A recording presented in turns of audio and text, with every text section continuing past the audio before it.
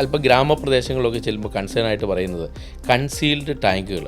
ഈ കൺസീൽഡ് ടാങ്കുകൾ ബാത്റൂമിനകത്ത് ഭിത്തിക്കകത്ത് നമ്മൾ വെക്കുവാണ്. പലപ്പോഴും അത് വയ്ക്കുന്നത് പിന്നീട് നമ്മൾ ഭിത്തി പൊളിക്കേണ്ടി വരും. അങ്ങനെയൊക്കെയുള്ള പല പല കൺസേൺസും. അത് വെച്ചിട്ട് ഇത് വേണ്ട, അതുകൊണ്ട് വാൾഹാങ് വേണ്ട, ഫ്ലോർ മൗണ്ടിങ് ക്ലോസറ്റ് മതി എന്നൊക്കെ പറയുന്നവരുണ്ട്. അപ്പോൾ അതിന് എന്തെങ്കിലും ഒരു ഉപദേശം നിങ്ങൾക്ക് കൊടുക്കാനുണ്ടോ? ശരിക്കും ഞങ്ങളുടെ പ്രൊജക്റ്റിൻ്റെയൊക്കെ തുടക്കകാലത്ത് ഇത് വളരെ കഷ്ടപ്പെട്ടിട്ടുണ്ട്. ആൾക്കാർ ഇത് പറഞ്ഞു മനസ്സിലാക്കാൻ, ഇതിനുകൊണ്ട് പ്രശ്നമില്ല, ഇതിന് മുകളിൽ കയറിയിരിക്കുമ്പോൾ ഇത് ഒടിഞ്ഞു പോകുമ്പോൾ, അല്ലെങ്കിൽ ഇത് വെള്ളം ലീക്കായി കഴിഞ്ഞാൽ ഭിത്തി ടൈൽസ് മൊത്തം പൊട്ടിക്കണം. പക്ഷെ അങ്ങനെ ഒന്നുമില്ല. അത് ഇപ്പോൾ പ്രാക്ടിക്കലി നമ്മളിപ്പം ഇത് ഗ്രാമങ്ങളിൽ മാത്രമല്ല, സിറ്റീസിലും എവിടെയാണെങ്കിലും ആൾക്കാർ ഭയങ്കര കൺസേൺ ആണ്. ഇങ്ങനത്തെ കാര്യങ്ങൾ വരുമ്പോൾ ആൾക്കാർ വളരെ ടെൻഷനാണ്.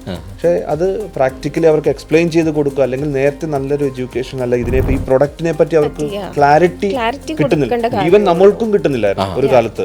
നമ്മൾക്കും ഒരു ടെൻഷനുണ്ട്. ഇപ്പം ഇതുപോലെ ഇപ്പം സർവീസ് കിട്ടാത്ത കുറച്ച് ദൂരെയുള്ള സ്ഥലത്ത് കൺസീൽഡ് വേണ്ട, പകരം നമ്മൾ നോർമൽ ഫ്ലഷ് ടാങ്ക് വെക്കുന്ന ഞാനും അഡ്വൈസ് ചെയ്യുന്നുണ്ട്. പക്ഷെ ഇപ്പോൾ അതല്ല. ഇപ്പോൾ കാലത്തിനനുസരിച്ച് കാര്യങ്ങൾ മനസ്സിലാക്കുകയും ഇത് നമ്മുടെ നോർമൽ ഫ്ലഷ് ടാങ്കിനേക്കാളും ഈസിയർ ആയിട്ട് മെയിൻറ്റെയിൻ ചെയ്യാവുന്ന ഒരു പ്രൊഡക്റ്റ് ആണെന്നും ആ സിംഗിൾ ലെവലിൽ നിന്ന് തന്നെ ഓപ്പറേറ്റ് ചെയ്യാൻ പറ്റുന്ന